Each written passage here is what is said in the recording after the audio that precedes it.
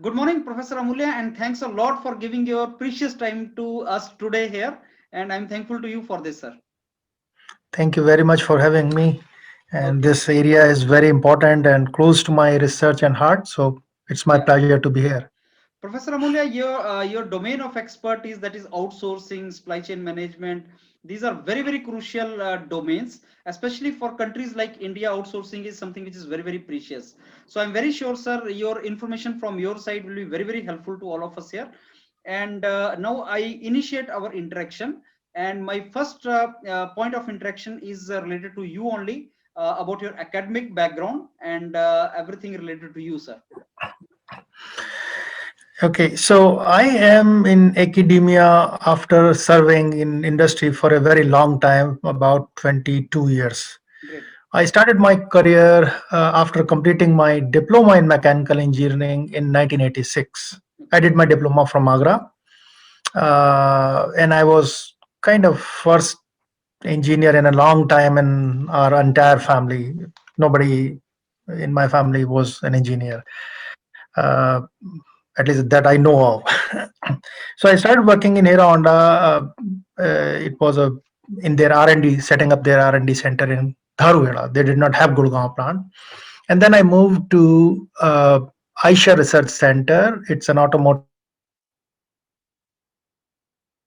research and development center. Those days it used to be in Ballabgarh. Okay.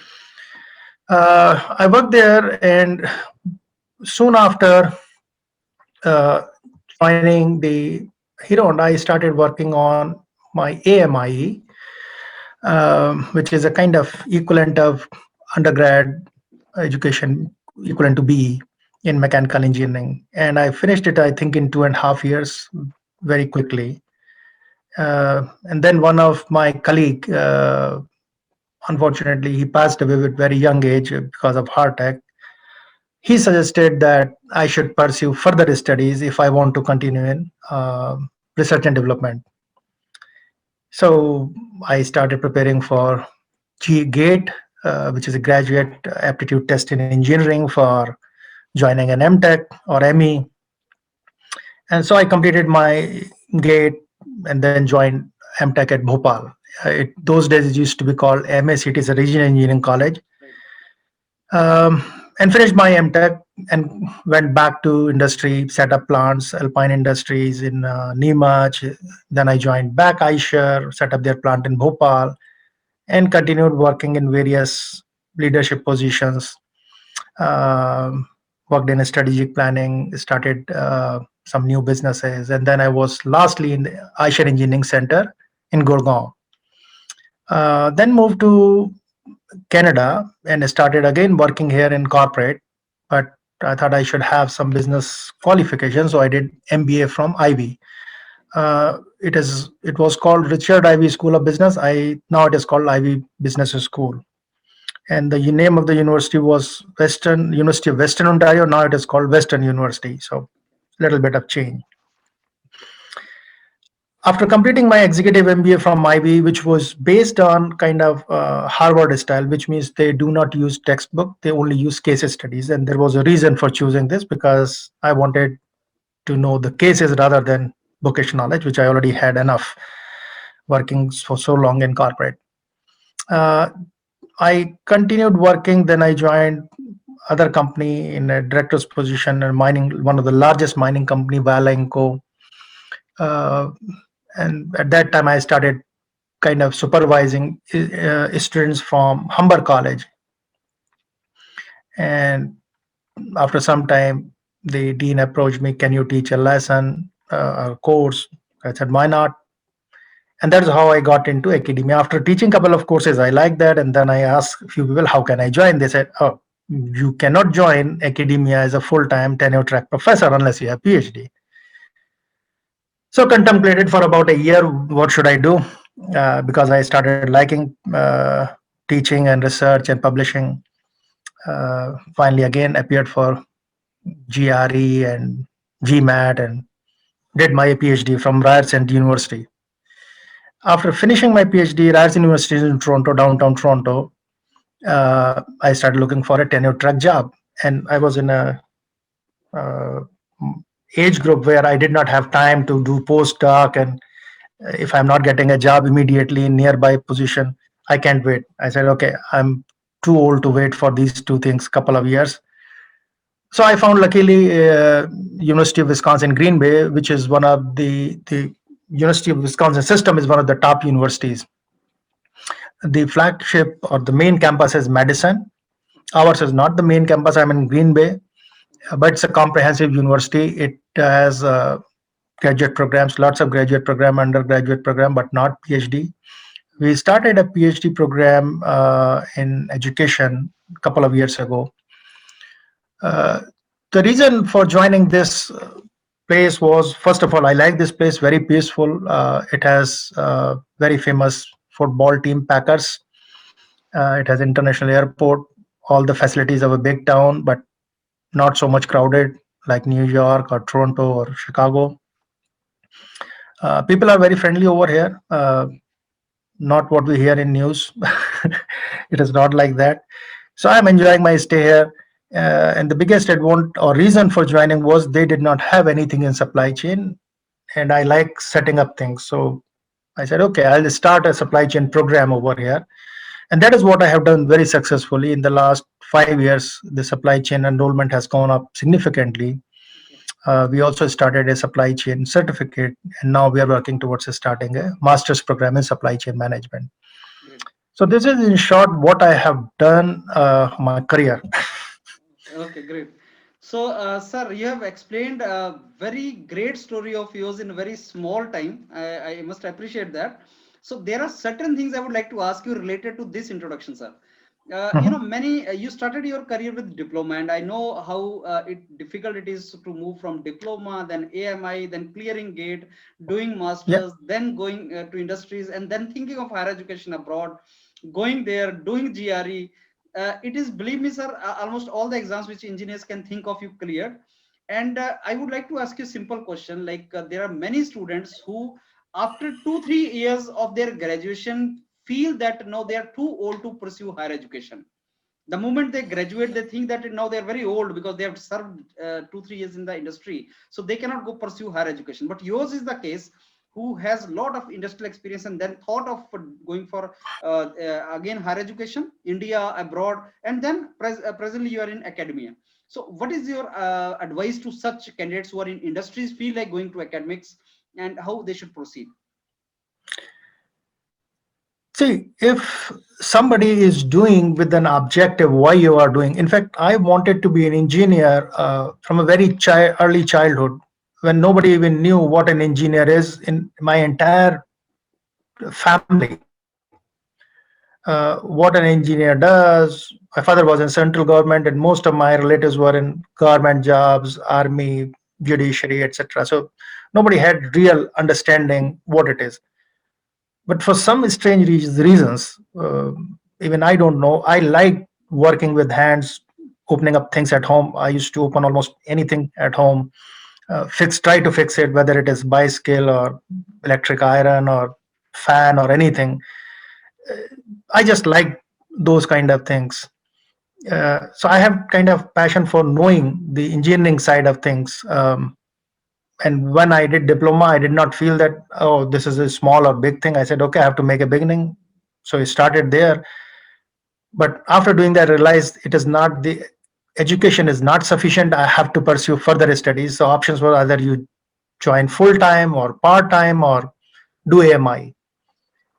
Somehow I thought if I am in Dharu, sitting in or working in Dharuheda, living in Gurgaon slash Delhi, it was not possible to do part time. Option was only either full time, you waste another 3 years. I thought gaining hands on experience was more important. That is what I considered, and I feel that was the right decision. I said, I can get bookish knowledge in my own time and I can do AMI quickly, and which I did.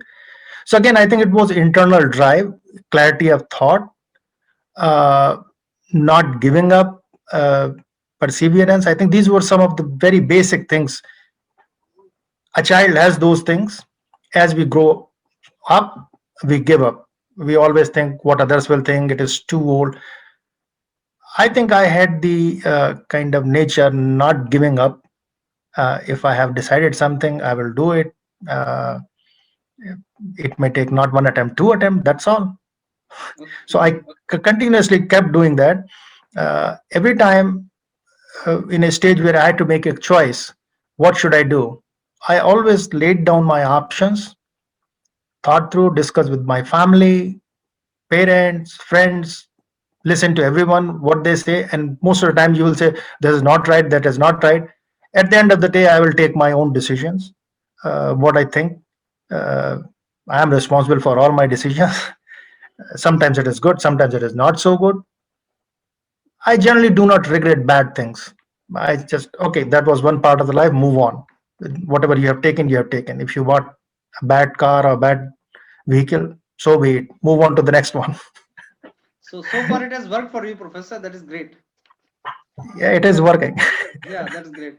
So, Professor Amulya, in your introduction, you mentioned about your academics, and I want to know through you, your authority in outsourcing. And I want to know through you from where you got this idea of outsourcing and what is the situation presently. See, this idea of outsourcing started when I was in India, like late 90s. People started bringing few things or going to China, etc. Mostly people used to go to China, but it was not at that scale. Uh, in 2000, I think this whole globalization business started picking up speed a lot. And the biggest advantage was people were, most of the corporates, global corporations were going towards offshore outsourcing because they were getting uh, cheaper products. I'm using the word cheaper, but okay, they were saving money by bringing goods from outside. So somehow I felt it is a very short term decision, that your decisions are based on money alone, economic reasons. What we There were others who mentioned it, triple bottom line, taking care of the society and environment, but those were not in focus back then. I felt that if you are taking a decision based on economics, it will not last for long. You have to take care of environment, you have to take care of society. uh, and since I was not in academia, it was just little bit of research, Google search here and there. Even internet was not that good, searches were not good, so most of the time reading something in newspaper. The decisions we are taking, they will help economically shareholders and corporations, but its impact on environment people are not measuring, we are not talking about. How will it impact the societies in the long run? We are not really talking about the negative impacts. We are only talking about very superficially. If somebody loses, if one person loses a job in say US or Europe, 10 people find a job in Vietnam or China or Malaysia. That is a very superficial and very myopic way of looking at the employment. uh, so that was the reason I started thinking and talking about it in industry itself. I said this is not the right way of doing. We should not be changing the source because it is cheaper in value. All the purchasing supply chain folks used to focus on how can we get something cheaper on my purchase order, how can I reduce the cost.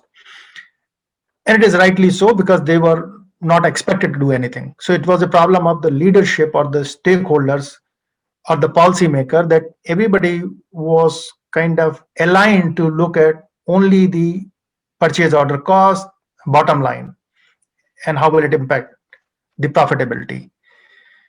So more I studied, more I thought about it, more I talked about it, I felt no, this is an area which needs to be addressed. So when I was starting my PhD, my supervisor asked, "What is if I were to summarize one thing, one sentence, your research? How will it be summarized?" And I started dancing around, because how do I say outsourcing is bad? Because that is the bottom line I was going ahead with. So I started explaining. He said, "No, no, no. You have to explain it in one sentence." I said, "It is a negative thing. I don't want to use the negative word. I don't know how to say it." And finally he said, so basically you are saying outsourcing is bad. I said, I don't want to say, but that is what I am saying. Okay. uh, and then we started working, and now I have more papers and data around that, where I try to connect not just the economic side. Economics has to be taken care of in business. If you are not taking care of economics, the profitability, business, no business would last. We are not in the business of charity. So if it is a business corporate organization, it has to make profit. But it should not happen that you are making profit at the cost of environment, which will be, at the end of the day, any damage you do to environment, which will be borne by the people or the next generation or the next to next generation and so on. So that is where my research was, and I felt industry, or those who are coming to industry, younger generation, they are not thinking through because of their education and training, and their kind of alignment is only to look at the economic side, not the environment or the society. Okay. So during my PhD, I focused on the environment side and continued doing on the environment side, but now I'm slightly transitioning towards the social aspect, and it's very difficult and hard to measure, quantify, establish causality, etc. But now I have time, so I'm Okay. working in that direction. Okay. So, Professor Amulya, now can we say that you will change the statement like no, it is bad or it is good or any change in that statement? I still do not have a one statement to make, but generally I think no, things have not changed much, but awareness is now increasing a bit, uh, because whenever anybody takes outsourcing decisions, I have seen many outsourcing decisions on Excel sheets in many corporations. Nowhere they say, or in decision making matrix, impact on environment, impact on society, it is never mentioned. Okay. So as long as the decision makers, which is the top executives, CEOs, and their stakeholders, as long as they do not have these two matrix, the matrix is only economics, uh, how will it change? And that is what I tell my students, please change the decision making criteria. Do not have economic criteria alone. In fact, I started teaching an executive MBA class this past Saturday, and they were all experienced people. And I said the same thing. I said, look, we do not have this decision making criteria. So right now, all the decisions we take are driven by dollar value. Now, will you change by bringing in those dimensions? Probably not on the first day, but at least you will be aware how much damage it will cause to environment. And then you take a conscious decision.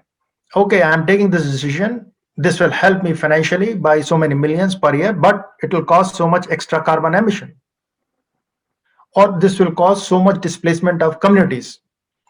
Right now, these two factors are missing from decision making.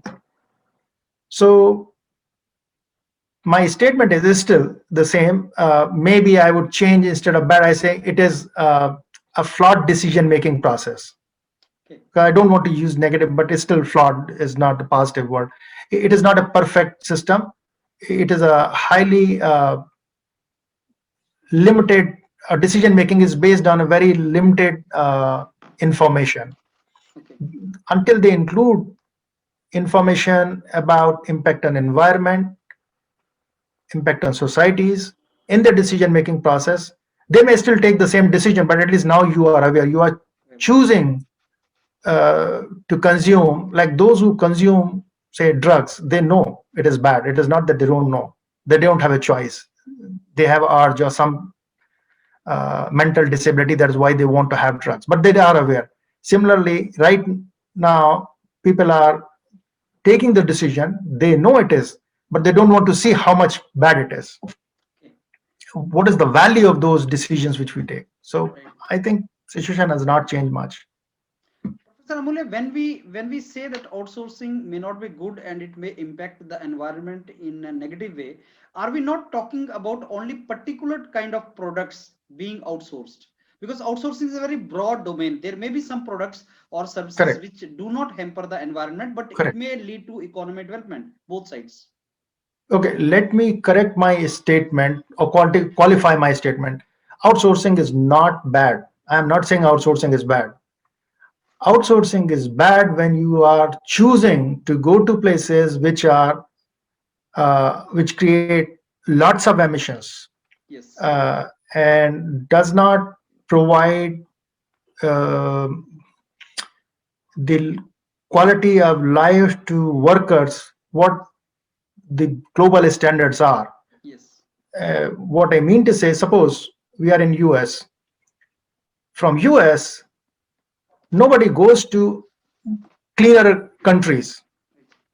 Cleaner countries are some countries in European Union, like Germany, is far cleaner than US, or Scandinavian countries, which have clean energy. Their emission carbon footprint is much smaller. We don't go there. So we choose to go where emissions are very high. Now that is my problem. The decision of going out, outsourcing is not bad. It is where you are going. Yes. And because in the equation we do not have environmental impact, it is only profitability. We do not even convert the environmental impact into dollar value. We go by simply wherever it is cheapest. But is the emissions are the emissions the same? And there are studies where there was a study by uh, House Child is the second author. First author is somebody else. I'm forgetting the name. In 2007, the second author is House Child, um, and he mentioned. If you want, I can look at it right now. Yes. That just give me a second. I can look at it. Sure.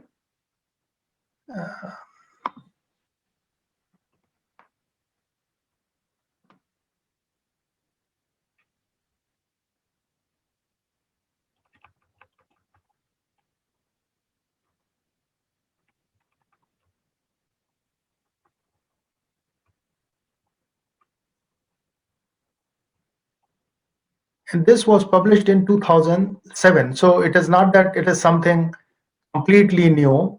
I did further research. It is Herman and Hauschild, published in 2009.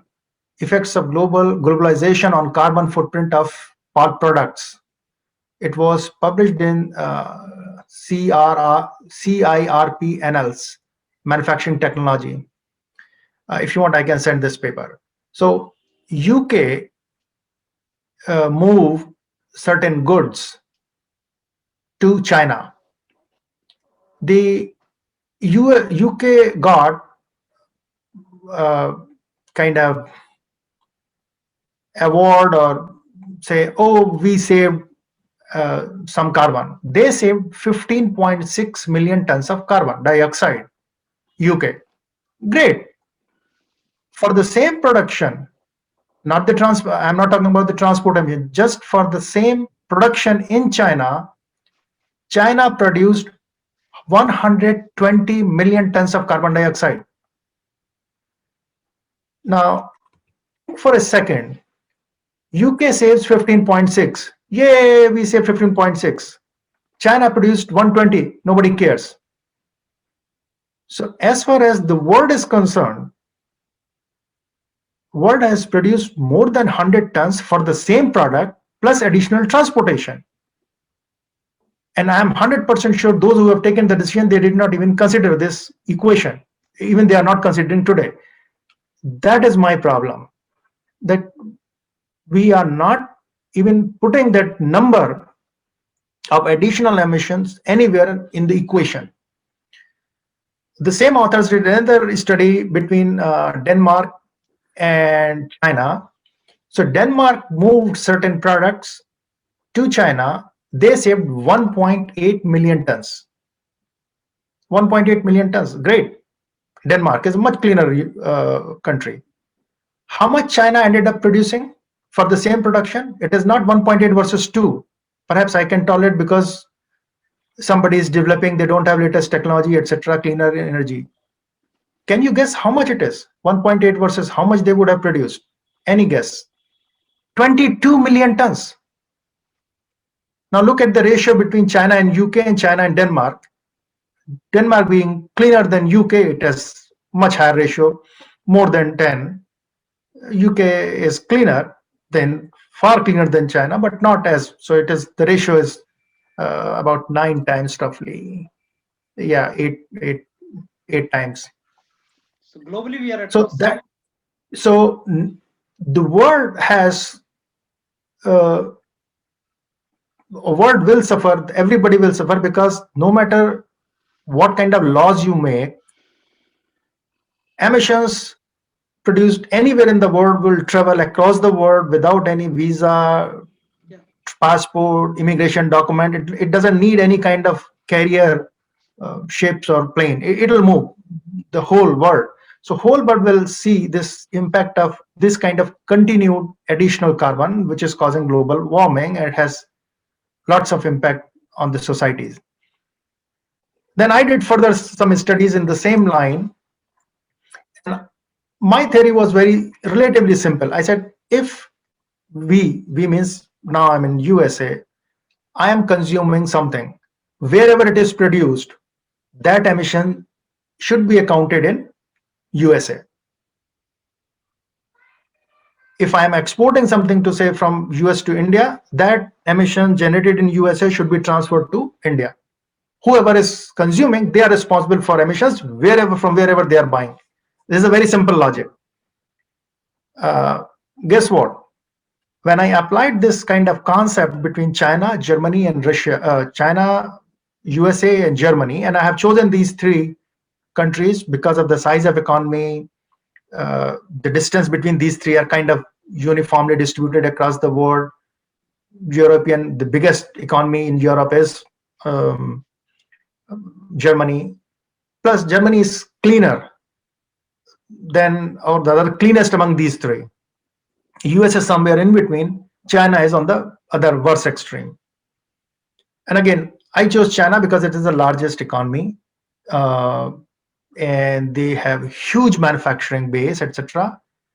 Somebody asked me, why did not you choose India? I said I could have chosen India, but the result would not be. It will not tell the whole story, because India does not export much in terms of manufacturing goods. Even though the scale or the rate may be the same in terms of emissions, but it will not tell you the story how much impact it has, because US does not import that much from India. So when I compared whatever China is producing moving to USA, Germany producing moving to USA, and US giving it back to them, and did the math, how much was the additional emission, and that translated into 2010. This data is slightly dated. The US emissions increased by 20% because of this import export between just these two countries, Germany, and it is, I'm talking about net emissions, because I'm subtracting export from imports, uh, and also subtracting because there is some emissions you will be generating in USA. So I'm subtracting that also. Suppose you were, suppose for producing this iPhone, you produce 1 ton. I'm just making a number, I have no idea. And in China, it is 5 tons. So 5 minus 1, only 4 tons. So I have done that math also. It is differential emissions, not the total emissions. And with these two countries and net of exports. Despite doing that, the US emissions increased by 20%. Think for a second, 20% is a huge number. US is second largest country in the world in terms of carbon emission. 20% increase. And nobody's talking about it. Similarly, Germany's emissions also increased by 19%. And this is all published data in various journals. However, China's emissions did not decrease by 20% because it exports to many other countries. Their emissions only reduced by 6% because of these three. So that is my problem. When people go for these kind of decisions, they choose to go to a place where cost is low. What happens to emission? Nobody cares. And that is what I was trying to say. Let me qualify. Outsourcing is not bad per se as a country. And these emissions did not include international transport emissions, which will definitely increase. Now, now I'm coming to your question, a specific question about different types of products. I think it should not be limited to products or services. Do whatever you are doing, doesn't matter wherever you find, it should be economically cheaper and environmentally more friendly. And there should be some kind of laws or systems for workers. It should not happen that workers are not treated fairly and cost is low because workers are not treated fairly. Or something happens like it happened in Bangladesh, I think 2000 first decade, 2007 or some Rana Plaza. It's a famous case. About 3,000 people died. That is the official figure. Had it happened in UK, European Union, or USA or Canada, the company would have been bankrupt. But all the manufacturers, they were big brand names. Everybody said, oh, we outsource, so it is not our responsibility. So my discomfort or my area is about stopping such things rather than stopping offshore outsourcing. Offshore outsourcing is not bad. That is how it looks like. No, offshore outsourcing is good. If something happens best in some country, of course you should go there and buy it. I can give many examples where certain things are good in certain countries. You go and pick it up. Nobody will say, I will not use this medicine or this technology just because it is coming from some other country. But make sure we will not take the decision of buying those items from a particular country because it is cheap only. And that is why I say it is not economical or economics decision. It is just cheap. We look at the cost, which is a very, very short-term, short-sighted decision. Everything is going by the dollar value on the purchase order rather than what will happen 5 years, 10 years, 100 years down the road with this kind of emissions, or what happens to the people in those countries. So to your point, anything and everything is good as long as you take care of remaining two elements. Yes. So I understand, Professor Amulya, your concern, and that is true. Outsourcing should not be at the cost of global warming, which is truly global problem. It is not a regional problem, local It is problem. not a regional. Yeah. Now I want to, sir, bring your discussion. I bring our discussion towards India. So I want because we see some opportunity also here, sir. Like when we talk about let's say global warming or fossil fuel consumption and all versus the quality of life of people and economic growth, then what we have observed is like quality of people in countries like India, we are developing countries, that assumes the importance, more importance. We are to grow, we are economy, we cannot afford not to grow and not offer Exactly. quality of life to the people. So even environmental implications are given the secondary treatment in such cases. So I want to bring your concern to this, sir, and I want to ask you like how good is India? If I compare India with countries like China, how good is India in attracting the outsourced jobs from foreign nations, from abroad, and in which direction? Okay. Now, I think this will take some time because I do not want to make any kind of emotional statements. I want to share some data. So I'll be sharing my screen. And before I do that, let me kind of state a kind of disclaimer or some kind of warning. The data is data. It is not what I say or you say. If the temperature is 38 degrees centigrade, it is 38 degrees centigrade. True. So if the export is a $10 million, it is 10 million. No, it is good, bad, or ugly. That is up to the viewers To or see. somebody to draw conclusion. So I'll be sharing in the next couple of minutes, and it'll be little more because I'll be sharing data in layers uh, from World Bank and World Trade Organizations. The idea is to share the opinion for academic discussion, present the data, and share some opinion based on the data rather than trying to hurt anyone or criticize any individual or organization, nation, government. Like, this is one problem I have seen when I compare in the countries. Sometimes I come across as if I am anti-China or anti-USA or anti-XYZ country. It is not. It is just the data which I am trying to share. Uh, and I'm choosing certain countries. You can't choose every single country in the world. There is a limit. For example, the rate of emissions are higher in, say, Iran, but it doesn't export much. So there is no point talking about in this outsourcing context. They don't do. Their emissions are much higher. Or for that matter, Taiwan, a very small country. I can't be talking about that.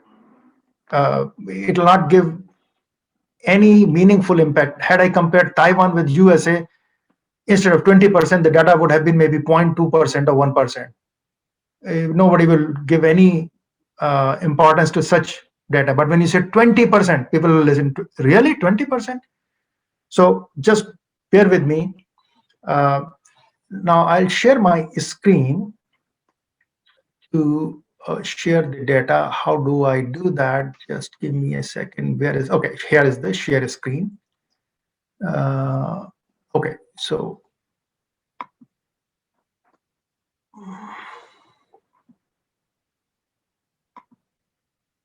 okay, so I'm sharing this screen. So this data source is World Trade Organization, and I took this data in December 2002. And thank you again to you for giving me this opportunity, because I did not even look at the data about India ever. Just because of the during PhD, I was looking at this data, and when I looked at the export was not much, I removed looking at the data from India. When you asked me to talk about this, I said, okay, I can talk in here. Let me look at the data. So this data is very, I was kind of surprised, and I shared it with some of my friends in corporate and other places in India. I said, does this data make sense? And almost everybody said, it is unbelievable, the data, because people have not looked at it.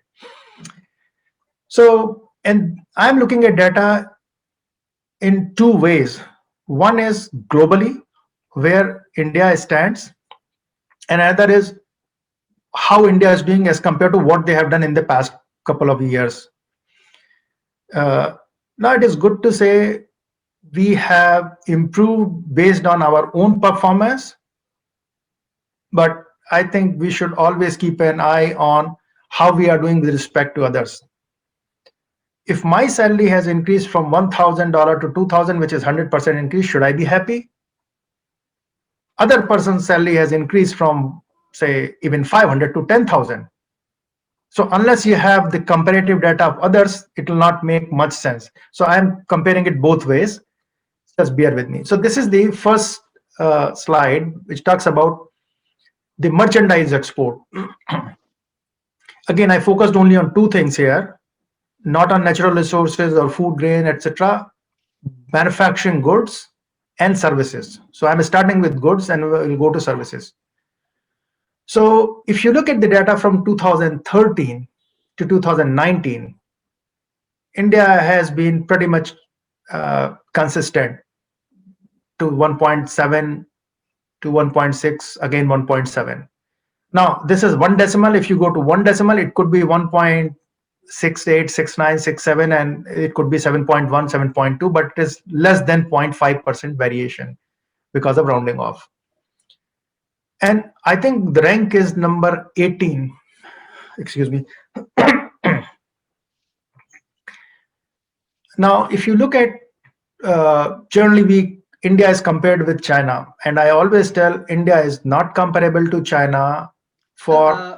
Professor Amulya, I think there is some problem. Your this they are not being they are not appearing. I mean, the proper slide is not coming. Oh, Only you first are slide is sharing. only first slide is coming. At which slide we are, sir? Presently, if you can tell me that.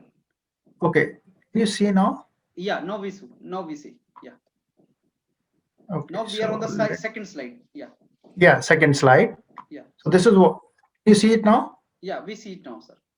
Okay, so if you look at India is at the bottom, it is ranked 18, uh, and this 1.7 from 2013 in between 1.6 for 2 years and again 1.7.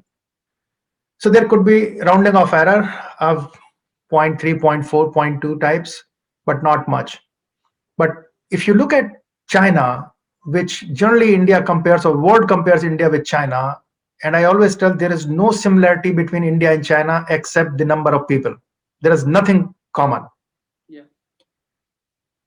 India has been consistent, but look at China, it has improved from 11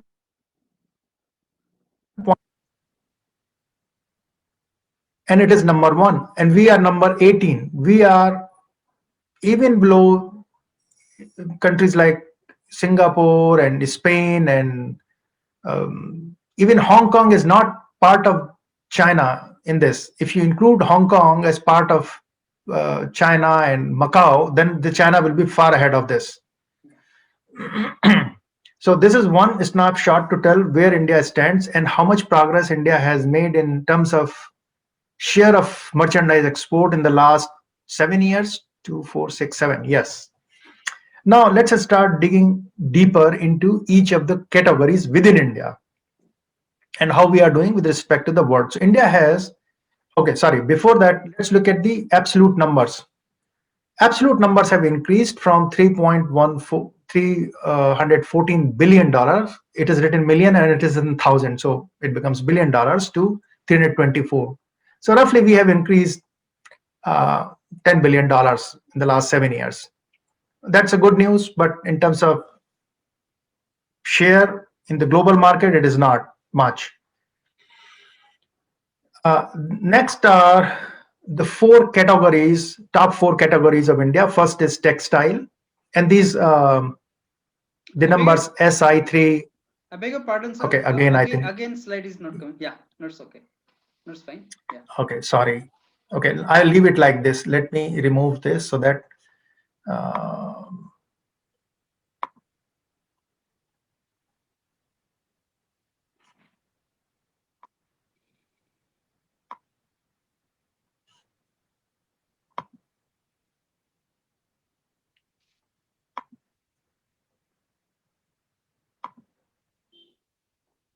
Oops. Okay, so I'll keep it. So now we are on the third slide. It shows the India's total merchandise export in numbers. Is that the slide you are seeing? Yes, that's true, sir. Okay. So now you can see that it has increased by about $10 billion, but the world has improved much higher or proportionately higher. So our overall percentage export was the same 1.7, which is shown here. Now let's look at the top four categories, and you can see in these four categories we do not have auto components or machines and anything like that. The first category is textile, and if you look at the percentage share in the last 7 years, it has consistently dropped from 6.3 to 5.8. The next category is clothing, 3.7 to 3.4. The third category is iron and steel, 2.8 to 2.6. Then pharmaceuticals, 2.5 to 2.5, which is pretty flat. Now, again, this is the data from World Trade Organization, so I'm not debating, but all I'm telling that we have not made huge progress, and these are our top categories. Now we will compare each of these categories with the rest of the world, and let's see what happens. So the first one is clothing. Now, clothing, India is quite below. 1, 2, 3, 4, 5, 6. India is number 6 in 2018, and the data was not available for 2019. So it is 6 year.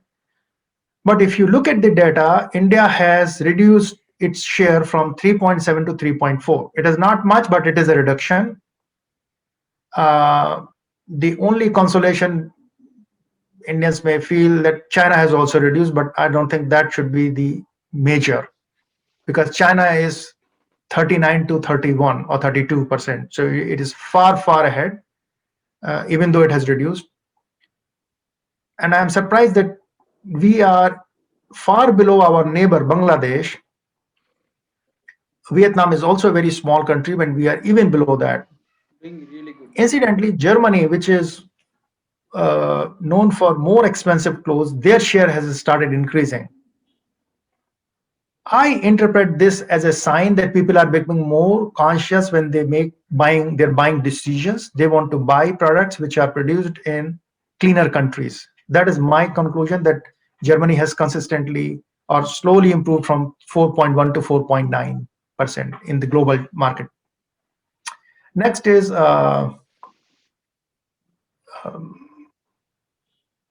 sorry.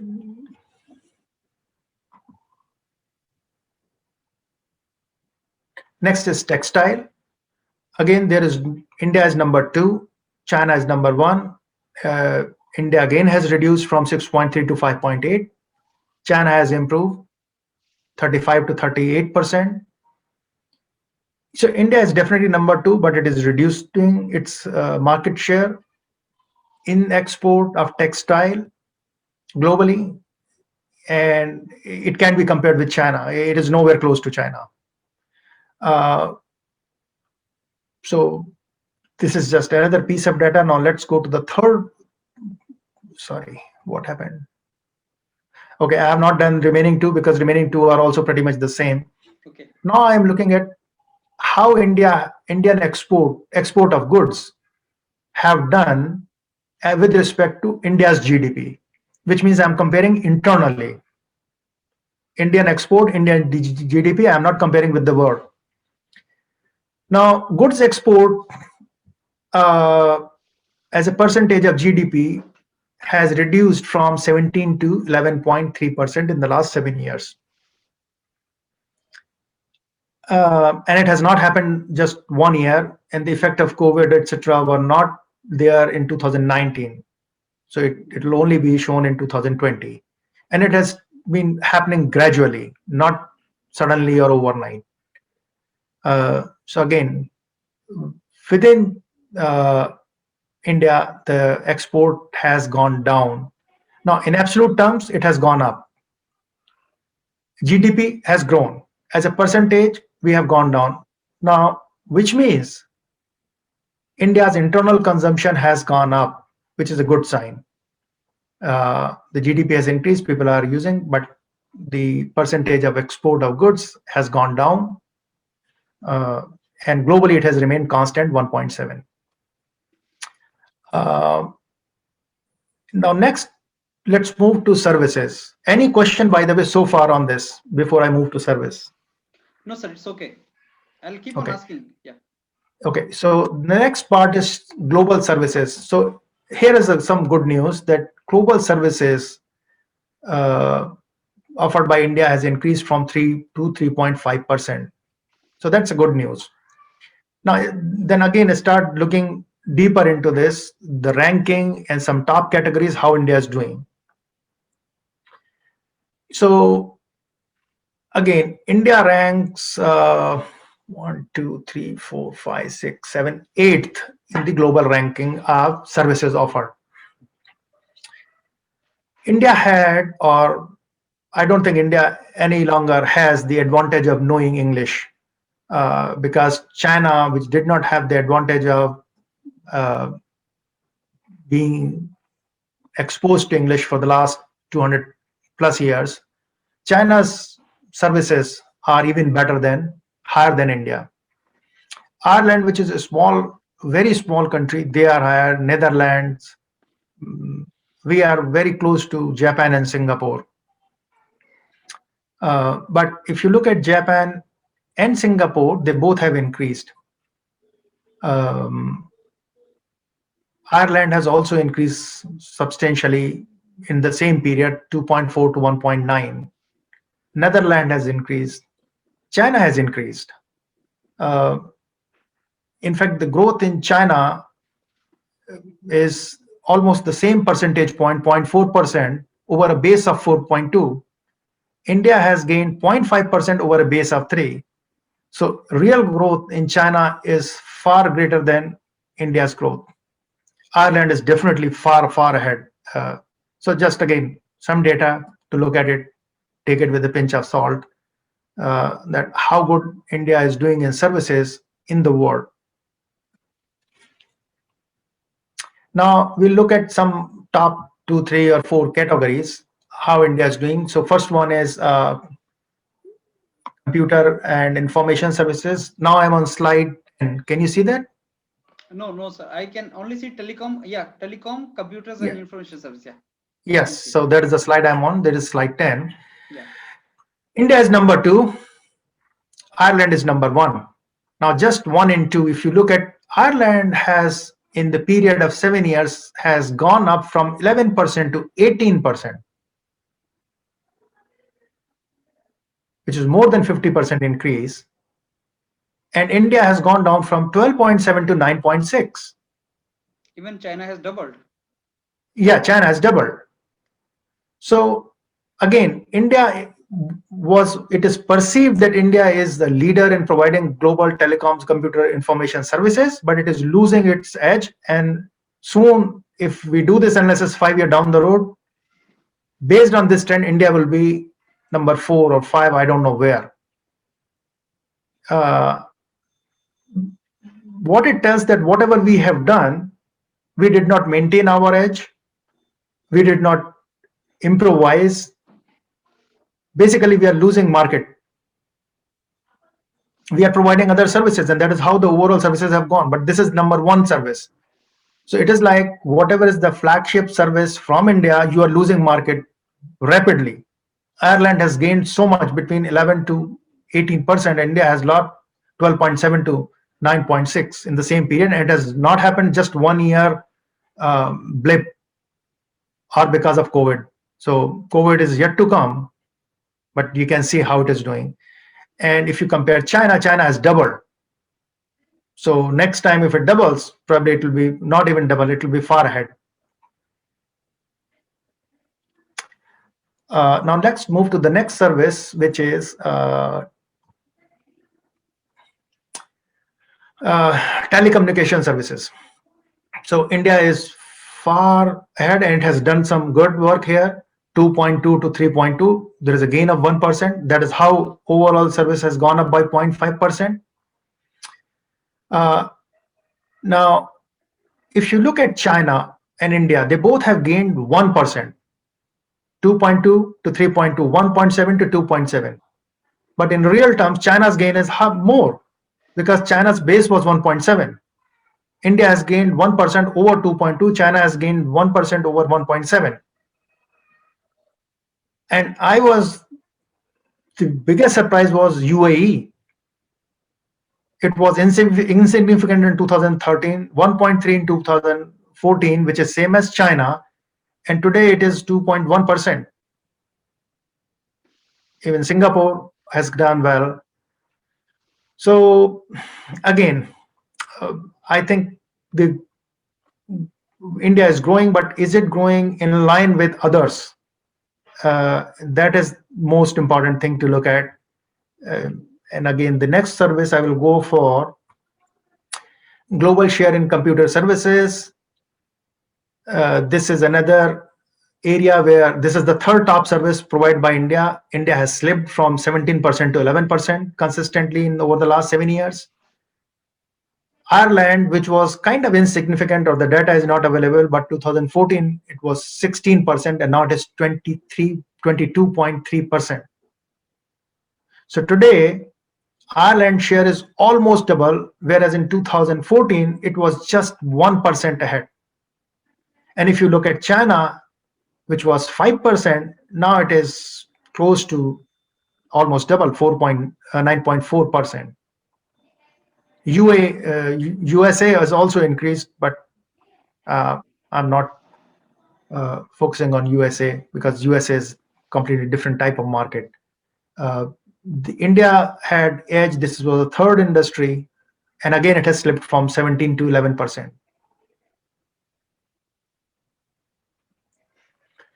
The next is global share in information services. India was zero point 0.8, and at the end, again, it has gone up a little bit, but again, it is 0.8, 0.7 in 2009. 2008 it was zero point 0.8, again 0.7. So I would say this is pretty much stable. Not, it made some improvement, but back to the same point, slightly less perhaps, but its share is too low at the bottom. There are many other smaller countries which are far ahead, like Netherlands in 2019 is 18%, UK, Korea, Ireland is 4.1, India is 0.7. So Poland, Romania, lots of East European countries are far ahead. Bulgaria, Sweden is a very small country, even that is ahead. Japan is ahead of India, Bulgaria, etc. So again, this is another way to look at dissect each service within services and look at the share and how it is doing with respect to rest of the world. The next service is as a total share of GDP. So since GDP has gone up, services have gone up slightly, but still it has not grown in line with GDP. That is why the share of uh, GDP has gone down from 8% to 7.5%. In fact, in 2017 it was 7%. It is slightly improved from 2007, but we don't know which way the trend will go in future. But if you look at the trend overall, we have come down in terms of percentage of our GDP. I think that is the end of my slides, just to provide a perspective based on data for the last 7 years.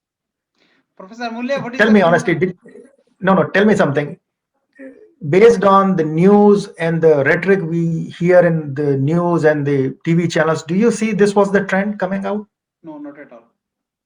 See, Not at that all. was, Because I am surprised, and whoever I shared this data with, they were surprised. How come this is the trend? We hear everything different. especially Professor Amulya, what we think that we are the leaders in IT, leaders in computers, that myth is getting dissolved. And the Exactly. second main cause of concern is countries like Bangladesh. If they can do, why can't we do? There is I another think part. that should not be cause of concern.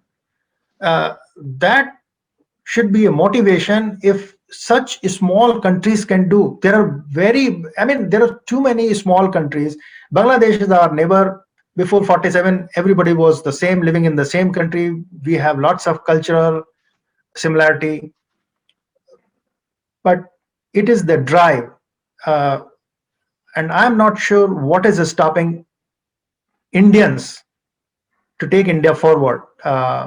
With so many schemes, positive schemes given by the governments for globalization, thrust on made in India, zero effect, zero defect, zero effect. There were lots of policies on skill development, entrepreneurship. Despite all that, when I look at the data, it is telling a different story. Still not. And I honestly have no silver bullet. One should do this and it will change. I think the mindset has to change. People have to focus on innovative ways. They have to keep quality at a very high level and prices low. Um, and they have to stop focusing on China. I think we focus overwhelmingly on countries which are completely different culturally, uh, government wise, policy wise, and try to imitate those things rather than finding out the best way for themselves. Everybody is different, every country is different. Look for what is best under the given circumstances for Indians and India to take it forward rather than trying to say X country is doing this, so let's start doing that. Uh, Imagine all the innovations happen because somebody thinks this is not the right way of doing things. We will come out, whether it is uh, Apple or Microsoft or iPhone, whatever has happened, it is because somebody thought there is a need for this thing or it will be needed tomorrow, we should do it. Even look at, for example, Zoom. It has security concerns, but people are using because there is no soft. And I am surprised India was assumed to be the leader in IT. Yeah. None of the innovation in terms of software, be it Zoom or um, Snapchat or social media platform, Twitter, Facebook, Google, none of those are coming from Indians in India. So there is something missing. And I think that is the desire to do something innovative, disruptive. We just want to follow things others are doing, so let's copy it rather than, okay, we'll come up with something completely new. With COVID, the need for Zoom has gone up so much. It is banned in many countries, it is banned in many organizations, etc. And it has been almost a year with the COVID-19. Nobody had been able to develop a similar tool or even better tool. Zoom also has certain limitations. Why can't a group of Indian entrepreneurs develop it and offer it? It's such a simple thing. It is needed now. It will be needed more and more because COVID is not going away, at least for next 6 months, despite the news about vaccines, multiple vaccines. It is not going away. For next 6 months, it will stay. We have lost 1 year. We still have time. If Indians put together their mind, why can't they come up with a solution which is even better, secure, so that governments start using it? Or they target those organizations where Zoom is banned by the policy, by the government because of this security concern. But nobody has even worked in that direction. There were some applications which came from India. I don't remember the name. I think one was Namaste or something. I tried using it. No, it is nowhere close to Microsoft Team. Is I think the closest which has come, but Microsoft is a big giant. They can do, and even they are not close. In fact, they have downgraded their video quality, so it is not as good. Google is nowhere close to Zoom. So the point I'm trying to, there are many such needs which are existing, and Indians are not choosing to innovate and take a lead in those things. Uh, and I can give many examples, like organic farming. India is leader, but they are choosing not to export or take this as an industry, advertise it on a global scale. Another example is, I don't know if you are aware or not, the milk we drink, everybody is kind of had been moving in the last 50 years towards Jersey cows, because they give more milk. Yes, they do give more milk, and that is applicable to Western societies because they, after the cow has stopped giving milk, they can slaughter it and eat it. So it's a business model for them. It works well. In India, we don't eat predominantly. The largest community does not eat beef, so you are not going to kill those cows. So there was a study which came over the life cycle of a cow. The milk production of both Jersey cow and Desi cow is pretty much the same. And somebody said, no, even desi cow is even better. And I'm not talking about the other medicinal use of its urine and cow dung and all those things, just the milk. Now, this is one the economic side. Now, if you look at even beyond economics, which is kind of social sustainability, I would call it, Jersey cows give A1 milk. And again, it was from the West. They name it A1. A1 means it is the best milk because it contains A1 protein. Desi cows have A1 and A2, but they call it A1 milk. Desi cows have A2 milk. A2 milk sells at least 4 times the price of A1 milk. 4 times in the USA. A large number of people, including myself, have developed allergy to A2 milk. So when I come to India, I can consume milk, I can consume A2 milk, but I just cannot consume anything here because I just can't digest A1 milk. The A1 protein is causing health issues, which is not reflected in their business model. But as a consumer, we are paying in managing those allergies or intolerance to milk. So we are taking either some supplement to digest that milk, or going to hospital or some medicine, or stopping taking milk, or taking A2 milk, which is 4 times more expensive. Why can't Indians who have expertise, or not really expertise, those who have resources, they have so many Indian desi cows, why can't they milk start dairies? The entire Switzerland is and New Zealand is kind of dairy industry. Switzerland is a huge dairy industry. Why can't we think, okay, where is the market for A2 milk? I was reading some articles a couple of days before, and I'm working on research papers on this. There's a tremendous market, huge market for A2 milk and A2 products. Now people have started asking for cheese, yogurt, and other milk products. Are they made from A1 milk or A2 milk? Because until you go to the level of clarified butter, desi ghee, those proteins will be there in butter also. So whether it is cheese or butter or milk or yogurt, those proteins are there.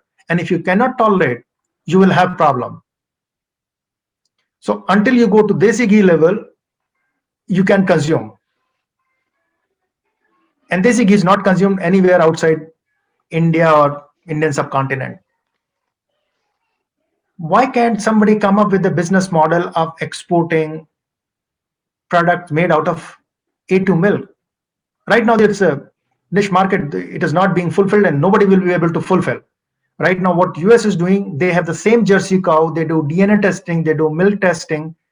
If a cow out of 100 does not produce A1 protein, they tag it and keep it separate and sell that particular milk at 4 times the price.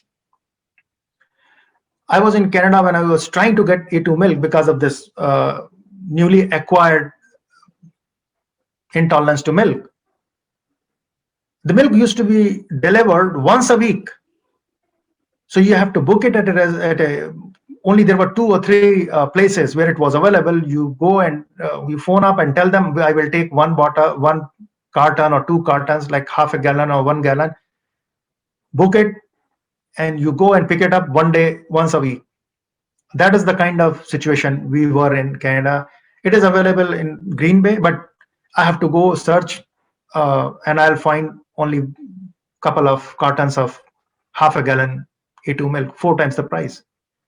So again, this is another example, which is an uncharted territory for Indians. They know how to produce milk consistently from desi cow, how to manage. It could be a fantastic idea, but it has not been done. Organic farming. Why can't they convert organic produce into finished product, jam made out of organic produces? And again, let me clarify the difference between Indian organic and US organic or North American organic. Indian organic means zero fertilizers. That was the concept when I was talking to some of the farmers, because I worked in agriculture tractor industry. So I used to talk to some of the farmers. So one of the farmers I spoke to, I said, "What do you mean by organic?" And they said, "We do not use any chemical fertilizers whatsoever. Everything is organic, plant-based, period, or cow dung." I said, "Great." I did the same question in Canada when I was in Canada. I'm sure it is the US or Canada is the same, pretty much the North American concept. Here, organic does not mean zero chemicals, zero fertilizers. Please understand this. It means less than a certain number percentage of fertilizers, chemicals. It is not zero. So there is a huge difference. If you advertise this thing, it is zero. It is not organic. It is zero chemicals. And advertise kind of negative advertising, when they say organic, it has less than this percentage, but ours is zero. Can you believe if somebody advertises it and sells it in Indian market, Europe, European Union, and North America, what would the demand be for these products? I think it would be phenomenal. But somebody has to come up with these kind of ideas, talk to some big companies. I think Walmart is one obvious choice. Costco is another choice. These two are big, giant organizations. They import lots of things from India. The only thing is, first of all, you have to prepare a business plan. Don't be very greedy. Don't try to make $1 million on the first day. Keep profits low. Let the volumes increase. Have consistent quality. Be patient. It will take a couple of years. But then once you have built that reputation that this is a better quality, and they will test, FDA would test, it will take time. It is an investment. So there are many things like this which Indians have upper hand, uh, a far upper hand, uh, and but I don't see them doing those things. Handicrafts, cotton. Uh, One of the reasons I like Indian cotton the most, uh, particularly if it is coming from uh, China or other places. But there is one thing which I consistently see. Uh, Indian product, the fabric is excellent. There is no question about it. Color will not fade. The quality will not fade. There will not be any kind of problem. But they will save money in two places or other three places. One is they will not use a thread which will last for its life. How much is the cost of a thread in stitching a button or stitching a shirt or a pant? So it opens up here and there, the button will get loosened. People don't like it because there is nobody to take care of it at home, and getting it from outside is very expensive. So that is one. It's like trying to reduce weight by cutting your hair. Haircut will not reduce your weight. So we save pennies where you can use the excellent quality of thread. They don't. Another thing is packaging. And it's a psychological thing. Pack it in such a way that it looks good. It's a presentation. If it doesn't look good, when even a child, this is what I observed when I had my daughters are small, they used to go to toy stores. They will pick up a toy and they will ask me to replace it with other box. I said, "Why are you asking me to replace it with other box? This box is kind of crumpled on one corner." I said, "It has nothing to do with your toy." But no, the box is crumpled, so they will not pick up that toy, that Barbie doll or whatever. Same with cereal boxes. They will not pick up cereal box which has crumbled or kind of torn off. No, it has another packing inside. It will be fine.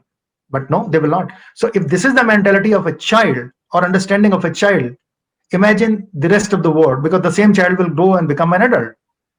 If the presentation is not perfect to the global standard, they will not. And I think India has huge potential, untapped potential, and India is just not trying in the right direction, right way. That is my sense. Professor Amulya, you have explained very nicely, sir, the certain issues which are related with the in context of India. Sir, I want I bring our discussion to little positivity and a little Mhm. optimism. Sir, as you know, you also mentioned that India has huge potential, and I'm very sure that you referred in terms of the capability youngsters have in India back home, technocrats, engineers. Mhm. I want you to tell us something about what is your domain of expertise, sir. That is outsourcing. I want you to tell us, sir, in which, if some youngster wants to go for starting his own company, new startup or entrepreneurship, then how he can target, in which direction, though you have mentioned certain things, in which direction he can think of having his entrepreneurship or startup related to this outsourcing stuff. See, I mentioned few things, and there are the potential is kind of vast, huge potential. Every single area, every person has different capabilities. Every person has different interest. Uh, for example, I mean, I'm just giving some example. I give organic farming, clothing, uh, handicrafts, uh, then uh, the products. For example, there is a company who was, I don't know if you heard the name of Mitti Cool, like Mitti is clay, cool, Yeah, yeah. COOL. The name of the company is Mitti Cool. This person belonged to the people of, or the community of those who make uh, earthen pots, clay pots. He went for some education, like technical education, ITI or diploma or something he did. Uh, and then he worked for some company for a few days and he did not like. He used to like working with clay. He came back, joined his family business or ancestral business, not just family. It was going on for number of generations. He mechanized that pottery making, and then baking, instead of putting in conventional kilns, he started baking in electric or oil-based ovens. And now he sells on online also, uh, across India. In fact, I tried importing few things from him, but quality is good, but the cost of shipment just for a couple of items was very expensive. Now, this is just an example where somebody is even converting a simple things like making clay pots for keeping like tawa or matka or surahi and those kind of things. And he has made a fridge also out of this, which keeps things cool. And that is how the name comes, Mitti Cool. It's on online, you can search it. MITTICOOL.com. It's in somewhere in Gujarat, if I remember correct. I could be wrong though. Now, this is a very innovative idea because of mechanization. Everything is perfect in size, identical in size, shape. Since it is baked in oven, it is set temperature, very well controlled. So that person has taken the work of a community or a level which is done in a very localized level to an industrial scale and given a different standard altogether. It is not popular because cost is high. Of course, when you mechanize, you make something perfect, but it looks good. It looks appealing. And you can measure the quality based on the standardization of the processes. Now, if he markets it, there is a market for these products also. But he coming from that kind of community slash family background and his knowledge, if he joins or somebody joins him in marketing it in the European Union with right kind of choice of words, uh, and in North America, there is a market. It's a huge market, but I did not find that product which are far superior in quality than the product I got from even European countries, because cooking food in earthen pots or clay pot has a different flavor and quality. So I imported or bought some of the things here, which were made in some European countries. I believe is Spain or Portugal or some such countries. The quality is not that good. Cost is high, but you don't have a choice because Mitti Cool is not available over here. So again, it's a very simple example. And he also did some engineering. So even though the problem is when we go for engineering, it is pretty much like after 8th, you are going to 9th. A large number of people after 12th, when they go to engineering, they have no idea why they are going, what they'll be doing, what are the career options. Uh, I mean, everybody looks like ghost for engineering as a pretty much they're going to grade 9 from after passing 8 you have to go to grade 9. Large number of people go, so let's go to engineering. I think that is where the problem is, because if you are really going for engineering, one should think what I am doing, going to do, what are my interests, what are the job opportunities. And engineering is very good. I am a bit biased, but okay. Engineering provides you certain perspective. If you want to do business, it will provide you technical information, but it is not necessary. Dhirubhai Ambani was not an engineer, and he has set up an empire. Uh, I don't think even Mukesh Ambani or Anil Ambani, they are engineers, but or Anil Mittal was an engineer. So engineering is not a prerequisite for an entrepreneurship. It is innovative qualities, desire to be persistent, desire to accept it is my failure, I will change, I will not just keep on crying about my one failure. I watched a video of Anil Mittal from Airtel. I don't know if that is the name or the name has changed. Long time ago, he was giving a lecture somewhere in Switzerland to some school. And he was telling his hardship. Somehow, the younger generation focuses on Bollywood type success rather than the struggle of real heroes. I think people should read the struggle of people like Dhirubhai Ambani, people like Anil Mittal, or even Tatas. Like how much struggle, or uh, Modis and Dalmias and Birlas, like how much struggle they have gone through before they could become this big. Even Munjal's Hero Group, it requires perseverance, clarity of thought. This is what I want to do, passion. None of them have become, even Bill Gates. If you want foreigners, yeah, why not? Bill Gates, study Bill Gates, study Steve Jobs. Nobody became a millionaire or billionaire overnight, but they believed in themselves and continued working. Indians should start believing in themselves rather than looking for jobs, because everywhere, I mean, you can earn decent money, but you are still serving others. The job can go anytime. If you're into own business, you are providing jobs, you can do whatever you want, you can set the standard, nobody can stop. uh, like there are many companies in India, even Haldiram, look how simple concept is. Indians have been making those sweets for however many thousands of years. They came up with the idea of let's standardize and roll it out, the consistent quality, and they are selling across the world. Patanjali, and again, I'm not endorsing anyone or talking about anything, I'm just looking at the business side of it. So there are lots of opportunities. Indians are just not looking at it and paying attention to. Everybody wants to become a CEO tomorrow after doing engineering.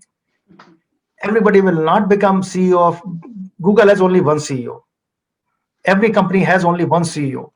If you want to become CEO, go start your own company. You will be You're CEO from tomorrow. beautifully said, sir. Beautifully said, and very, very inspirational, Professor Amulya. That is the message. And another message you are given is like you need to persevere. It is not that overnight success you will get it, but it is worth it. It is worth it. I It think that is. It is what. it is worth it.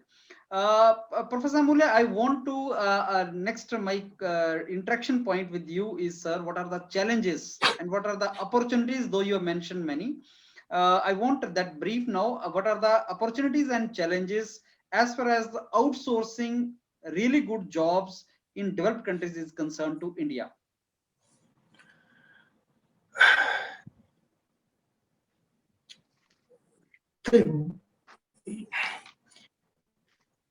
I think outsourcing services would be transitional. It will not last for long. Any services, because India being a democracy, pretty much open market, it is not like China where anything is controlled. The cost will go up pretty soon, and whatever services you are offering, it will not be sustainable. So your profits will start reducing, and then what do? You start firing people, and then the business will be down.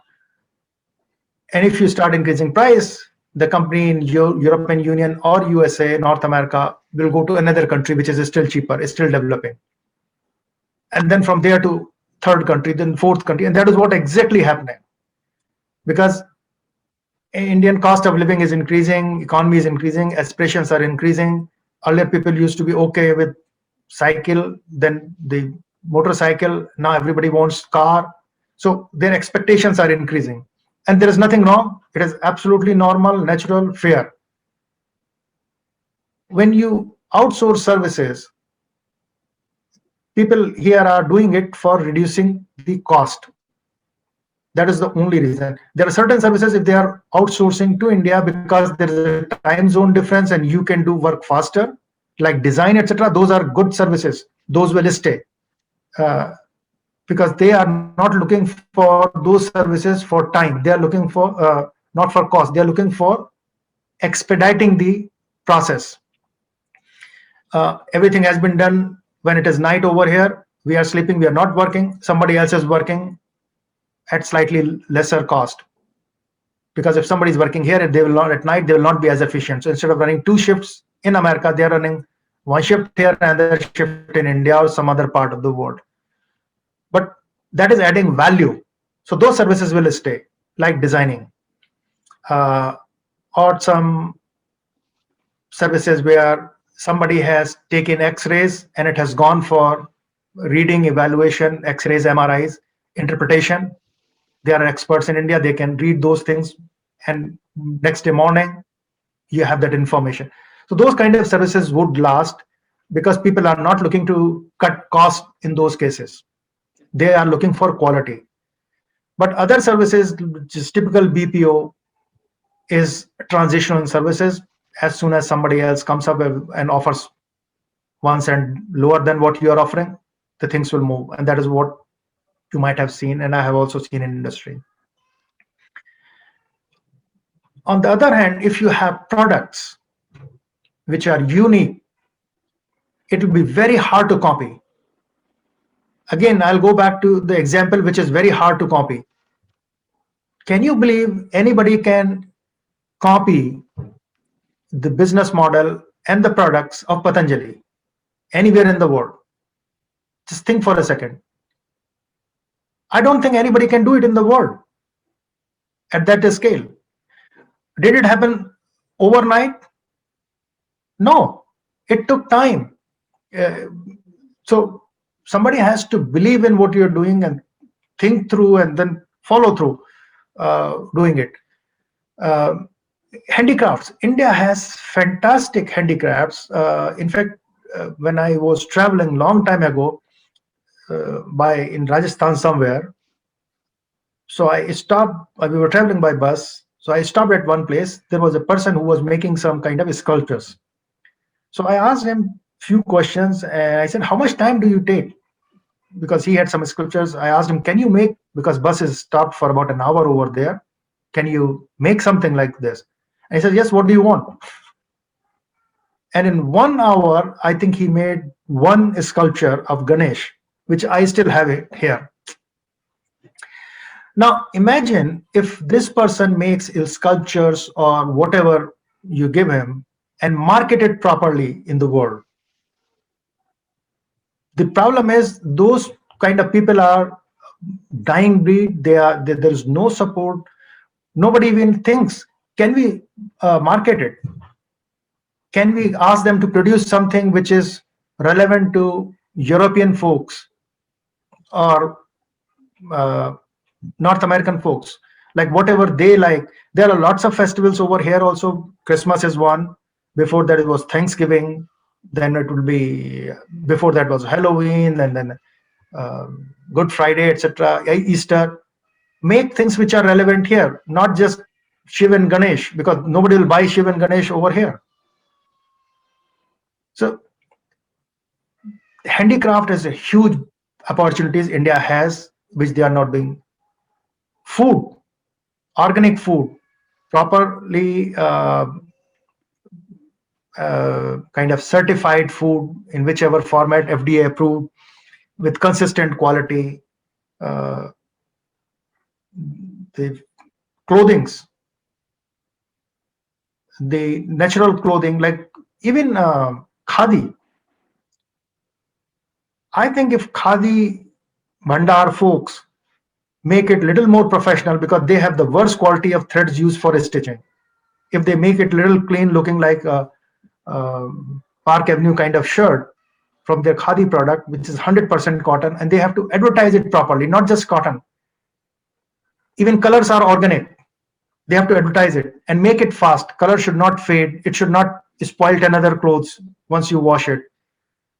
Uh, and when I say craft, it is not just stone craft. It could be wood. It could be sandalwood. It could be made of anything else. Bamboos. Uh, there is a huge list of things you can put under craft, which is in demand. People buy it. Ornamental things.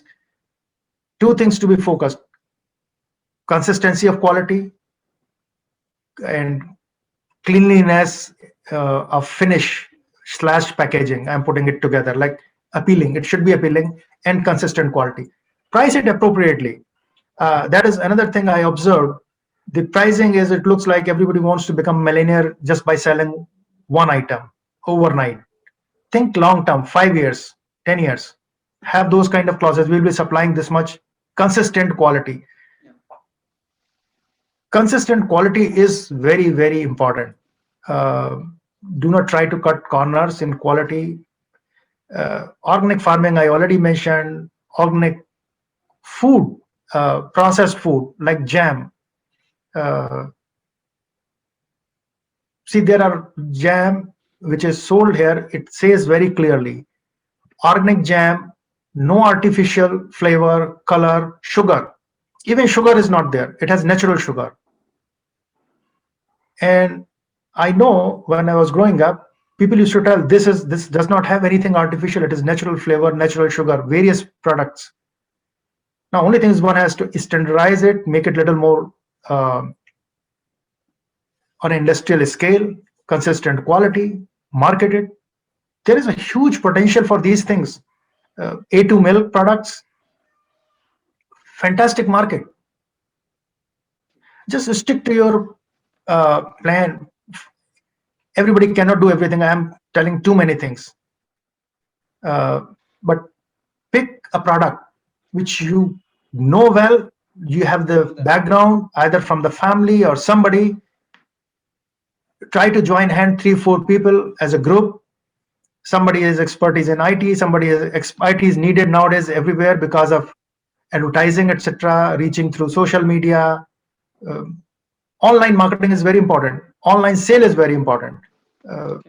That somebody is from outside different countries, they can sell it online through electronic transactions. Somebody has to reach out to people over here, send some samples. It will be cost, but it is worth. And it is pretty much like applying for a job. You do not apply to one job. And when you apply to 10 jobs or 20 jobs, doesn't mean you are going to get reply from all 20. What you need is one, but you still apply. Use the same logic for selling a product or services. Go to 10, 20 people, 100 people. Cast your net wide. See, if you're just going with for fishing with a fishing rod, the chances are you will only get one fish. If you throw a net, the chances of getting more than one fish are much higher. But with a single rod, it will only be one at the most, if at all you get it. So use the same kind of analogy and go to multiple organizations, try it. I don't think there is a shortage of market in the world. Good quality products, certainly at slightly lower price point. And if we can lower the price point for organic food, I think organic food sells here at a much higher price point than India can provide. Because people are making it, oh, it is a premium, like A2 milk cow. It is from the same cow. It is 4 times just because I have separated two things. If we do it from desi cow, which is 100% A2 and market it properly, or organic, which is zero chemicals, fertilizers, I think people would pay uh, even the same price what they are paying for organic, and organic sells much higher than otherwise. And if you lower the price, many people will switch. Uh, I like the business model of Walmart. Uh, some people hate Walmart. They do not play with the huge margin. Their margins are wafer thin. They play on volumes. If your volumes are high, you are selling a million pieces and making 1 paisa on each. That's Uh, true. that's true. That's Rather true. than making $100 on one, but not selling 20. So that is where people have to make trade-off. Uh, not sell at loss, definitely, just for a shorter gain to get into the market. Have long-term plan. I think it will be successful. There is Professor Amulya, I want to ask you, sir, like for becoming entrepreneur, yeah, can you hear me, sir? For becoming yeah. entrepreneur, do you need to be expert in that domain, or just like investing money and thinking of some idea, you can go into that domain? I'll give you my example From that, to tell this point. right, sir? I was mechanical engineer with the specialization in auto, and I had passion for auto that back then. And even before Honda came in India, Hero Honda, Right, sir. long before that, I used to tell my parents, I will work for Honda. Imagine Honda is not in India. I have no idea where Honda companies are and will they hire me or not. But I am telling that I want to work for Honda, reading about their R&Ds. Anyways, I became engineer and found a job in Honda. Started working, then went to another automotive company, iShare, which is agriculture tractor, which is, I would say, somewhat different from motorcycle or car company, but basics are the pretty much same. After my MTech, I did not find a job in automotive company. So what do I do? I mean, I can't sit idle just because I'm not finding a job.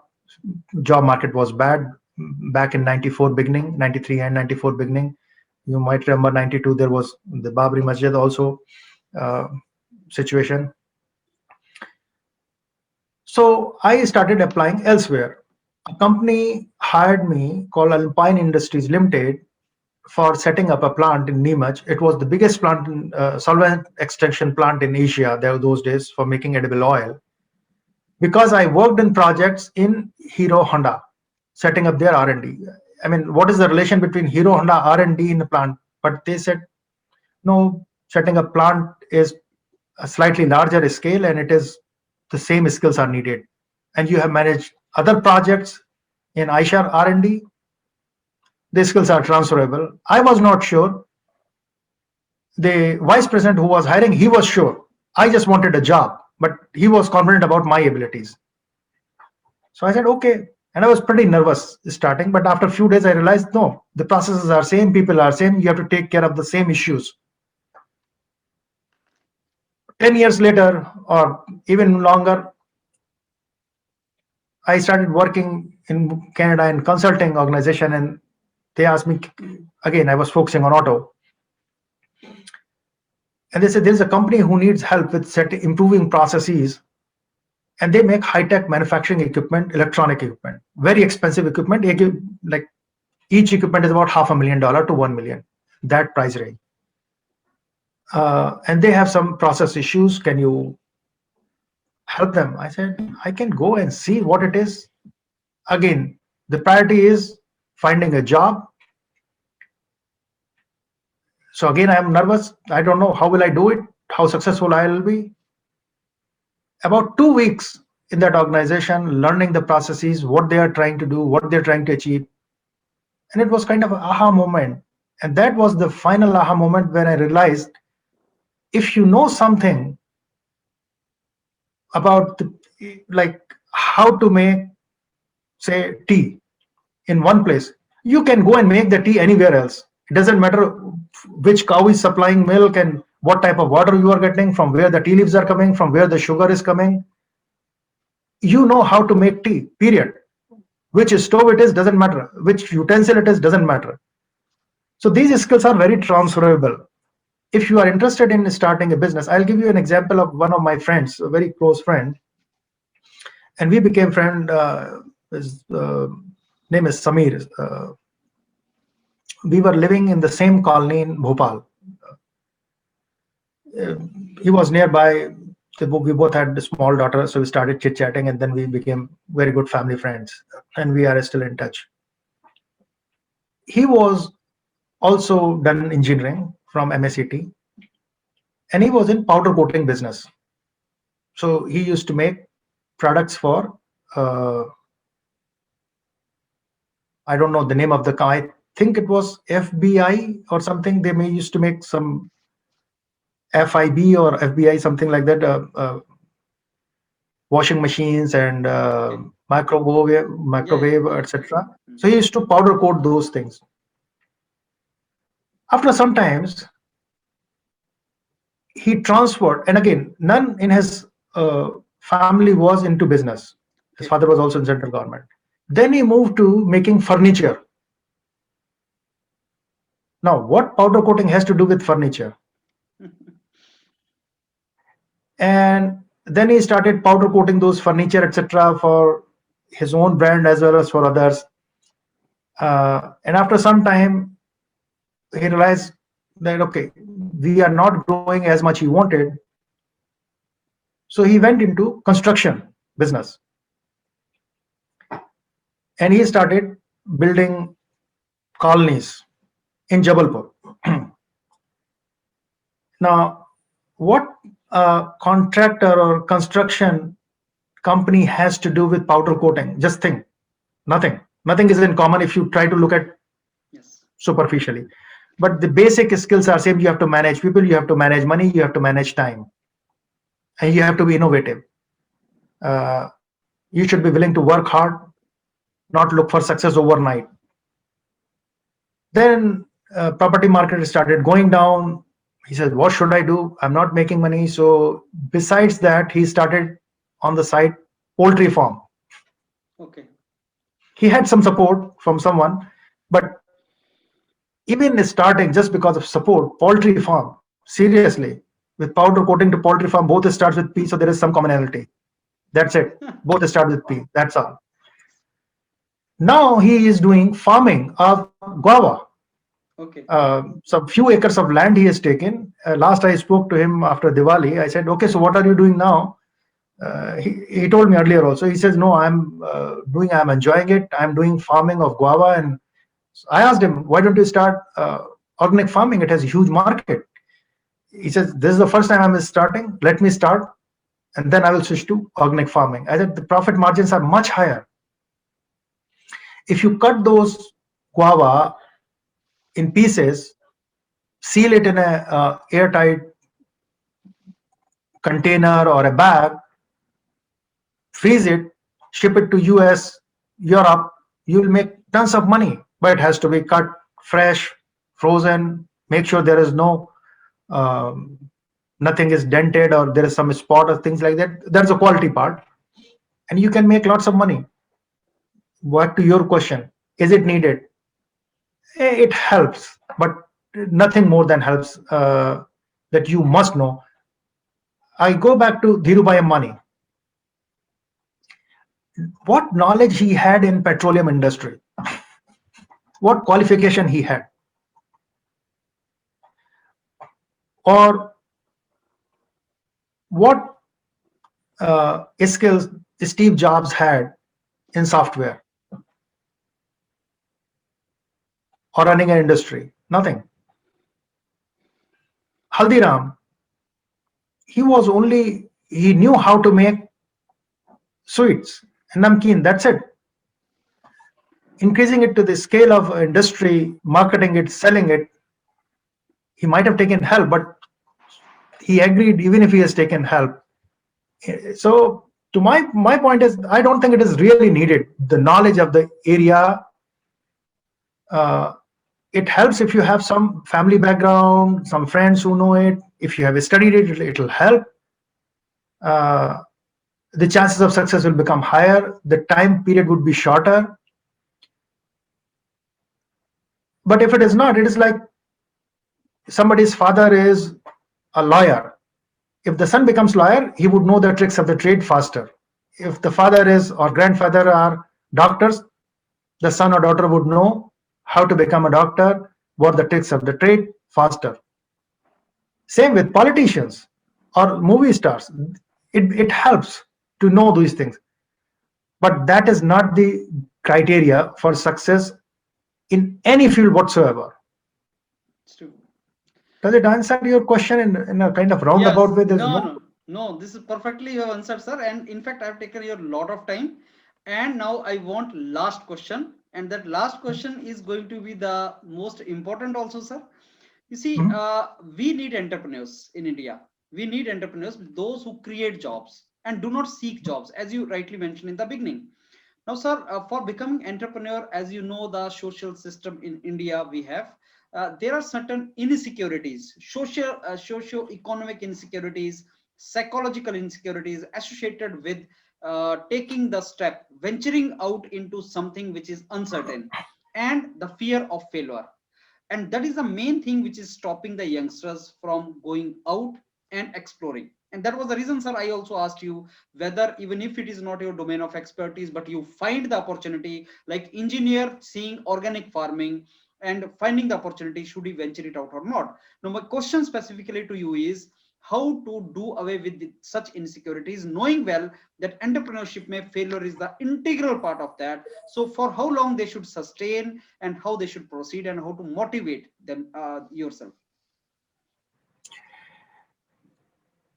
See, again, there is no straightforward or right answer for this, but I'll give you my perspective and some of the quotes people have talked to me here and there on various things. One of my friends from army who was joined, he's retired as a captain, Captain Bhatia. He mentioned to me one thing once, and that has stuck with me. And that was in army, because he was in army, he used the word army, but I think that must be true for Air Force and Navy also. You will never become a journal if you have passed all the tests successfully in their whatever is the service selection board process. If you have passed all the tests successfully, not failed even once, they will decide then and there this person is not good for becoming of journal general in the army. I said, this person has done everything well, and why not? He says, no. The criteria is you must fail and get up back on your feet.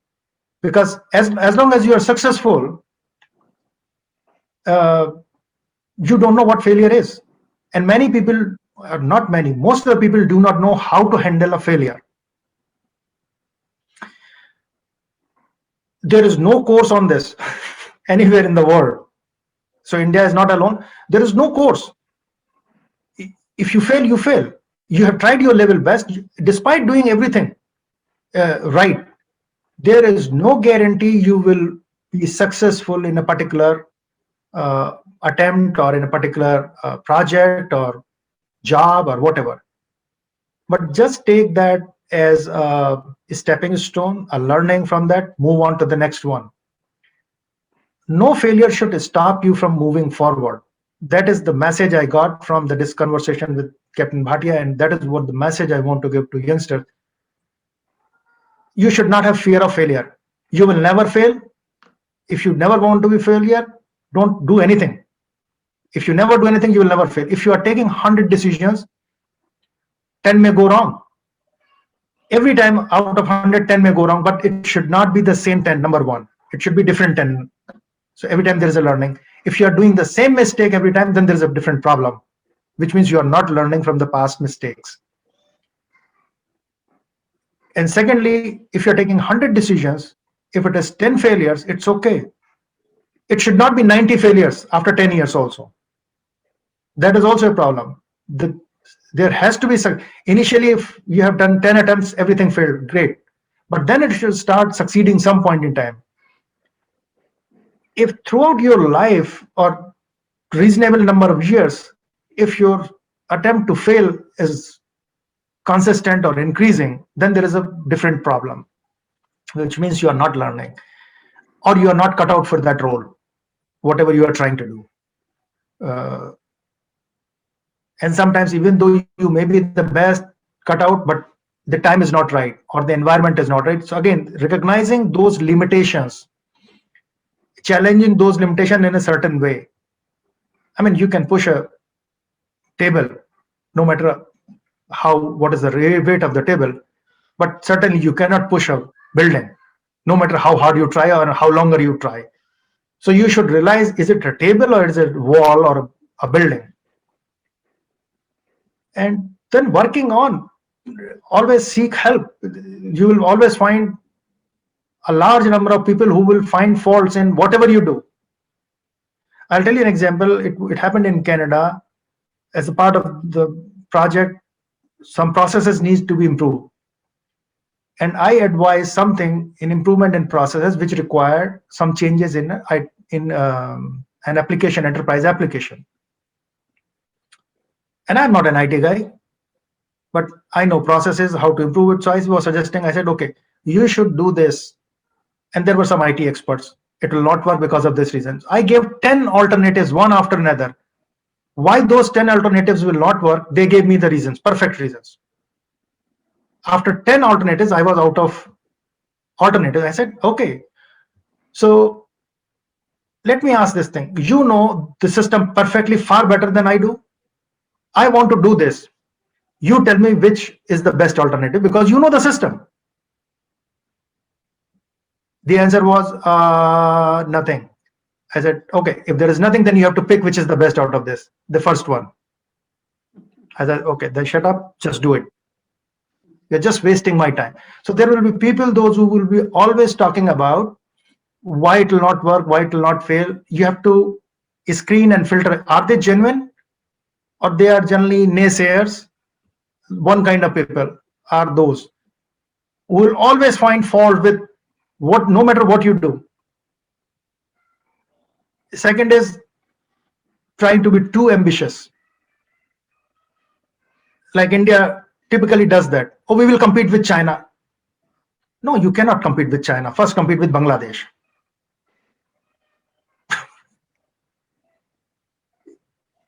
And I'm not using in literal sense. What I mean to say, you have to find who your opponent is. Yes. You cannot go. Be realistic in your. Be realistic in your. Who is your enemy? Who do you want? Not enemy. Who is your competition? Competitor. Yeah. You cannot go against somebody who is 100 times bigger or 10 times bigger than you.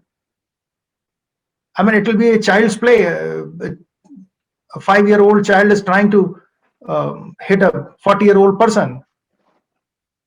So it will be fun for a 40-year-old person and a waste of energy for a 4-year, 5-year, 10-year-old child.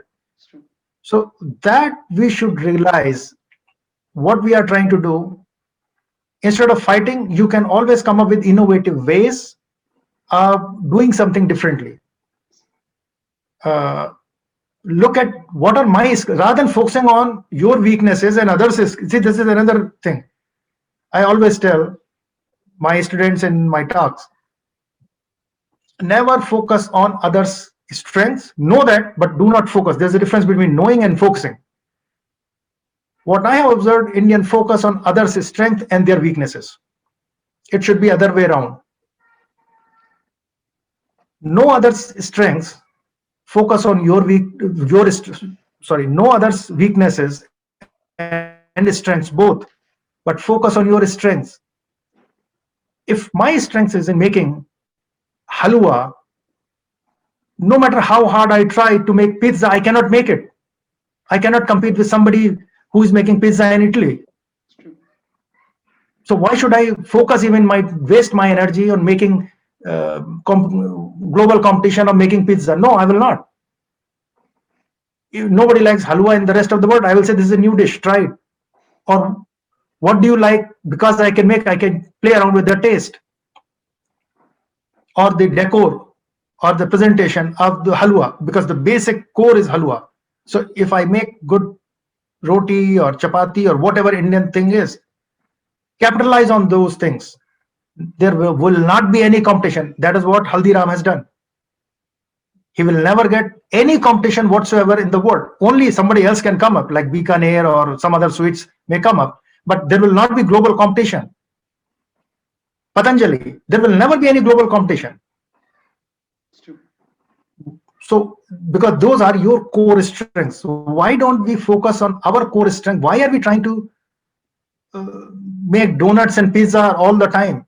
And again, donuts and pizza I'm using as a imagery or uh, as a metaphor for what Indians try to do. They try to make things which are for a different society, different culture.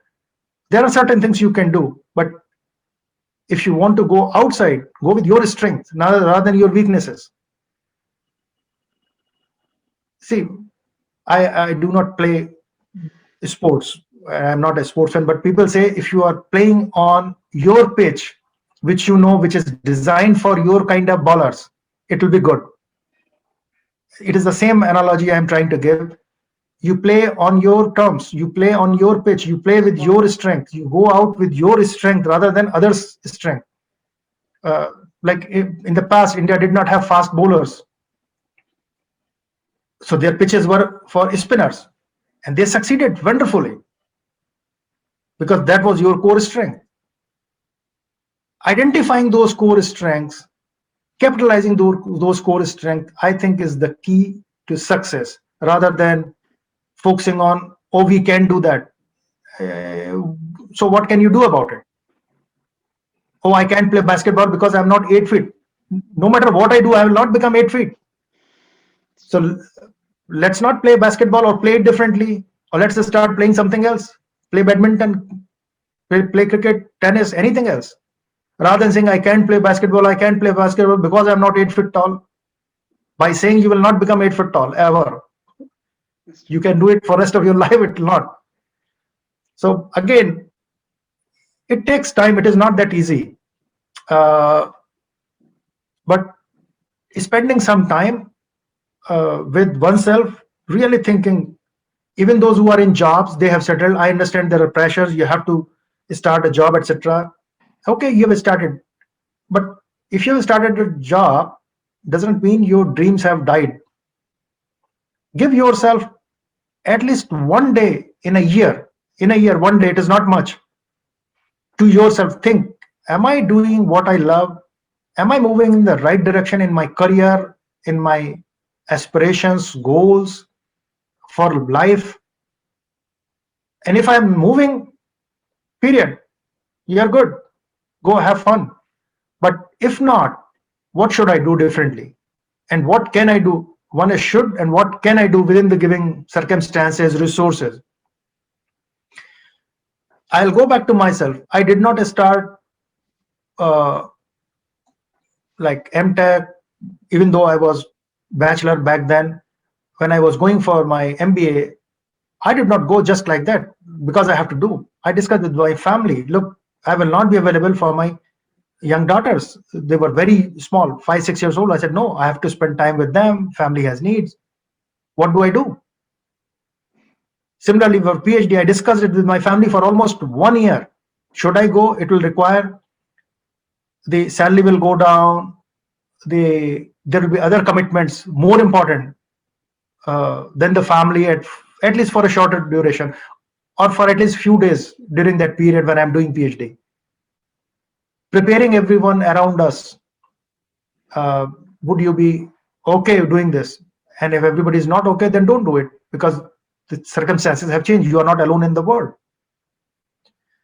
So these are some of the things. There is no straight answer. Everybody is different, but people should think and not give up so easily, and don't try to copy anyone. He was successful in this, I should also start doing. No, everybody was different. Another successful stories of T series. I forgot about mentioning his name. Look from where he has started and where he reached. It is assassination was unfortunate, which is a separate path. But look at the growth of this one person. What background or knowledge he had in music industry or film industry? Zero. There are too many cases like that, but unfortunately we do not talk about them. We do not focus on them, either in families or in schools or among friends. We always talk about Bollywood heroes and movies and Hollywood, and somebody became CEO in Google and Microsoft and so on and so forth, without looking at their life. Somebody becomes a CEO, we are very interested. Look at his or her life, how, what was his life initially. You'll find very few people who were born with silver spoon. Most of the people have struggled in their life, and they became successful much later. Nobody was successful on the first time in 20s, very few.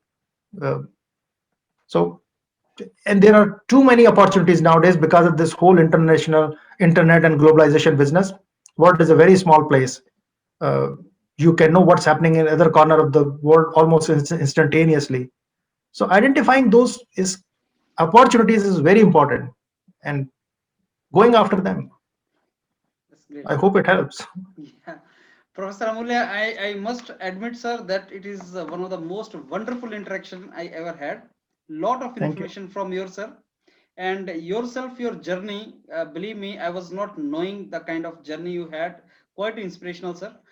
For any common person who's born in India and in the ecosystem of India and reaching to such position at which you are is marvelous. I'm very sure many back home will learn, and there are so many messages starting from common student to the government. There are so many messages we need to Yeah, introspect back home. We have opportunity, but we had opportunity all these years, we lost it. all this, yeah. I only hope, sir, we rise up, and at individual level, if not at society level, individual level, something should be done. So through this interaction, Absolutely. if some people their minds are ignited and they spark is ignited, that'll be wonderful, sir. I'm really thankful to you, Professor Amulya. So thanks for having me. Okay, thanks a lot, sir.